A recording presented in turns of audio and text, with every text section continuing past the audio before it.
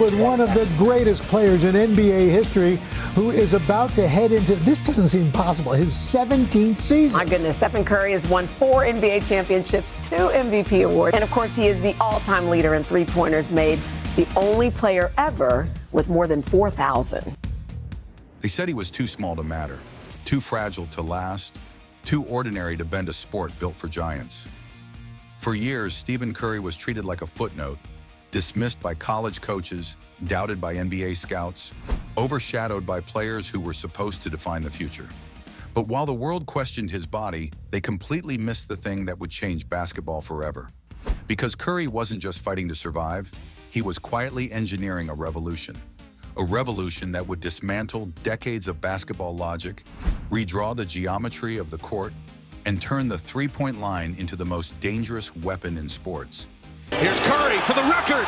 Stephen Curry, the all-time three-point king in the NBA. The man who changed the game. And the truth is both simple and unsettling. You don't understand Stephen Curry? Not yet. The superstar they all passed on. Before Stephen Curry became the name that redefined basketball, he was just a skinny kid from Charlotte who couldn't get a scholarship to a major program. His father, Del Curry, had played 16 seasons in the NBA, so you'd think the basketball world would have been paying attention. They weren't.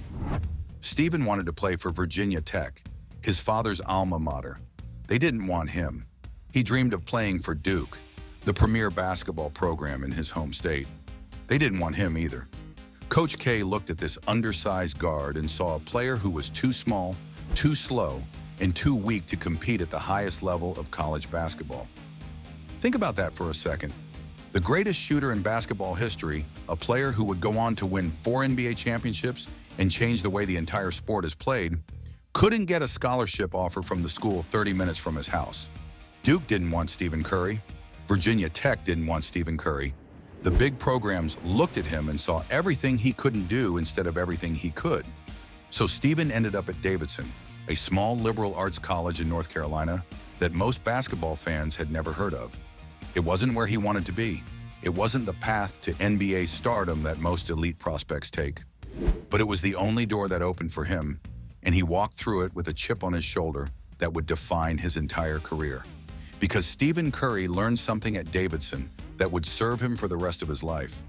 When people underestimate you, when they tell you what you can't do, when they write you off before you've even had a chance to prove yourself, you don't argue with them.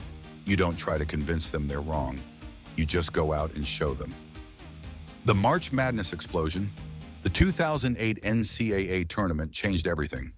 Davidson entered as a 10 seed, a small school that nobody expected to make noise. And then Stephen Curry happened. Davidson, your school, an incredible underdog, hadn't won an NCAA tournament in 40 years. In the first round against Gonzaga, he dropped 40 points. 40. As a sophomore at a mid-major school that most analysts couldn't even locate on a map. The basketball world suddenly stopped and asked the same question. Who is this kid? Round 2 brought Georgetown, a traditional powerhouse with NBA-caliber defenders. Curry dropped 30 more, and Davidson advanced. Then came Wisconsin in the Sweet 16, and Curry delivered another masterpiece. 22 points in a game where every single defender on the floor knew he was the only player they needed to stop. They couldn't stop him. Davidson was in the Elite 8, 1 game away from the Final Four, and Stephen Curry had become a national sensation overnight. The run ended against Kansas, the eventual national champion, but the damage was done. Every NBA scout who had ignored Curry was suddenly scrambling to explain how they missed him. Every college coach who had passed on him was suddenly fielding questions about their evaluation process. Stephen Curry had announced himself to the world in the most dramatic way possible. But even after that legendary tournament run, even after he proved he could dominate against elite competition, the doubts persisted. He's too small. His game won't translate. He'll never be able to create his own shot against NBA defenders. The scouting reports heading into the 2009 draft were filled with red flags that seem laughable now. But at the time, they were enough to scare 6 teams away from drafting the greatest shooter who ever lived. The ankle years. The Golden State Warriors selected Stephen Curry with the 7th pick in the 2009 NBA draft. Minnesota took 2-point guards before him, Ricky Rubio and Johnny Flynn. Neither of them became stars. The Warriors were a mess of a franchise at the time, a laughingstock that hadn't won a championship since 1975 and hadn't been relevant in years. But Curry was just happy to have an opportunity. His rookie season was promising. He averaged nearly 18 points per game and finished second in Rookie of the Year voting. The future looked bright, and then his ankles started to betray him. The next 3 seasons became a nightmare of sprains. Curry has had a number of ankle issues. Good though, it looks like he's shaking it off. He's got a big brace on that right ankle. Surgeries and setbacks. Curry missed games constantly. He couldn't stay healthy. The explosiveness that made him special in college seemed to be fading as his ankles kept giving out underneath him. There were genuine conversations in the basketball world about whether Stephen Curry would ever become the player everyone thought he could be. Some people started calling him injury-prone. Others questioned whether the Warriors should trade him while they still could. In 2012, Golden State faced a decision that would define the franchise for the next decade. Curry was entering a contract extension, and his ankle history made it a massive risk. The Warriors could have let him walk. They could have traded him for assets and started over. Instead, they signed him to a 4-year extension worth $44 million. At the time, some analysts called it an overpay for a player who couldn't stay on the court. In retrospect, it might be the greatest bargain in NBA history because Stephen Curry was about to become something nobody had ever seen before. The revolution begins. The 2012 to 2013 season was when everything changed. Curry stayed healthy for the first time in years and absolutely exploded. Tweaked your ankle right at the end. It seems like you're pretty much fully healthy going into this year. Does that make a difference for you? So hopefully I can capitalize on that. He made 272 three-pointers that season, breaking the NBA record that had stood for years. But it wasn't just the volume, it was the degree of difficulty. Curry was hitting threes from distances that other players wouldn't even attempt. He was pulling up from the logo in transition.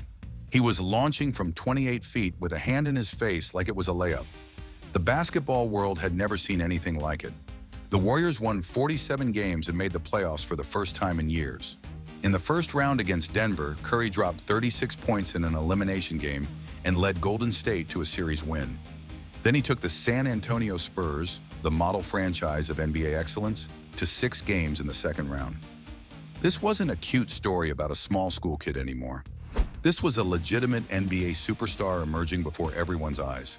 And the scary part, he was just getting started. The following season brought a new head coach named Steve Kerr and a system perfectly designed to maximize Curry's unique talents. The Warriors won 67 games, the best record in the league. Curry averaged nearly 24 points per game while shooting over 48% from 3. He was named the NBA's most valuable player, completing one of the most unlikely rises in basketball history. The kid who couldn't get a major college scholarship, the player whose ankles almost ended his career before it started, the 7th pick that 6 teams passed on, he was now the best player in basketball. The unanimous MVP, the 2015 championship, was just the appetizer. What Curry did the following season defied everything we thought we knew about basketball. He made 402 three-pointers. 402. The previous record was 286. He didn't just break the record, he shattered it by over 100 marks. It was like watching someone run a 3-minute mile. The numbers didn't seem possible. The Warriors won 73 games, breaking the 1996 Chicago Bulls record for the best regular season in NBA history. 73. The greatest regular season in NBA history now belongs to the 2016 Golden State Warriors. And Stephen Curry was named the NBA's first ever unanimous most valuable player. Every single voter put him first on their ballot. In the history of the award, no player had ever accomplished that. Not Michael Jordan, not LeBron James, not Magic Johnson or Larry Bird. Stephen Curry became the first because what he was doing transcended normal basketball evaluation. He was averaging over 30 points per game while barely playing fourth quarters because the Warriors were blowing everyone out. He was hitting logo threes in clutch moments like they were free throws. He had moves that shouldn't work against NBA defenders, behind-the-back dribbles into step-back threes from 30 feet. and yet they worked every single time. Defenders knew exactly what he was going to do, and they still couldn't stop him. That's when you know you're watching something truly special, when the whole world knows what's coming, and it happens anyway. The championship dynasty. The 2016 finals against LeBron James in Cleveland ended in heartbreak. A 3-1 lead evaporated, and the Warriors became the first team in NBA history to blow that advantage in the finals. The critics who had been waiting for Curry to fail finally had their ammunition. He's not clutch. He can't get it done when it matters. He shrank in the biggest moment. But what those critics didn't understand is that failure was just fuel for Stephen Curry. It had always been fuel. The Warriors added Kevin Durant that summer and became an unstoppable force. Championships in 2017 and 2018 silenced the doubters temporarily. But then Durant left, and Klay Thompson suffered a devastating knee injury, and the narrative shifted again. The dynasty is over. Curry can't win without superstar help. He's a system player who needs perfect circumstances to succeed. The basketball world was ready to close the book on the Warriors era. Then 2022 happened. Curry led Golden State back to the championship against a Boston Celtics team that was supposed to be the next great dynasty in the East. He was named Finals MVP for the first time in his career at age 34. He did it without Kevin Durant. He did it with Klay Thompson, still recovering from years of injuries. He did it by being the best player on the floor when it mattered most. Every criticism, every doubt, every narrative about what Stephen Curry couldn't do, he destroyed in one playoff run. The shot that changed basketball. Now, here's what most people still don't understand about Stephen Curry. It's not just that he's the greatest shooter ever, it's that he fundamentally changed how basketball is played at every level. Before Curry, the three-point shot was a specialty weapon. Teams had one or two guys who could knock down threes, and they used them sparingly. The mid-range game was king. Post-ups were essential. The three-pointer was a nice bonus, not the foundation of an offense. Curry changed all of that. He proved that if you had a player who could hit threes at an elite rate from anywhere on the court, the entire geometry of basketball shifted. Defenses couldn't sag into the paint because Curry would destroy them from 30 feet. They couldn't trap him because he was an elite passer who would find the open man. They couldn't switch everything because he would hunt mismatches and cook bigger, slower defenders off the dribble. There was no answer for what he brought to the floor. Today, every NBA team prioritizes three-point shooting. Every youth coach teaches kids to shoot from deep. Every high school and college program builds their offense around spacing and perimeter shooting. That's the Curry effect. He didn't just dominate the game, he reshaped it in his own image. The NBA that exists today, with its emphasis on pace and space and three-point volume, is the direct result of what Stephen Curry proved was possible. The longevity masterpiece. What makes Curry's career even more remarkable is that he's doing it at an age when most players have declined significantly. At 36 years old, he's still one of the most dangerous offensive players in basketball. He's still hitting shots that shouldn't be possible. He's still making defenders look foolish with his movement and his handle and his lightning-quick release. The ankles that were supposed to end his career, he figured out how to strengthen them, how to move differently, how to protect himself while still playing at an elite level. His career three-point percentage hovers around 43%, which would be elite for any player. But when you factor in the volume, the difficulty, and the defensive attention he receives on every single possession, it becomes almost incomprehensible. He's made over 3,700 three-pointers in his career, more than anyone in NBA history by a massive margin. The second-place player isn't even close. Curry didn't just break the all-time record. He lapped the field and kept going. Curry's rise wasn't supposed to happen.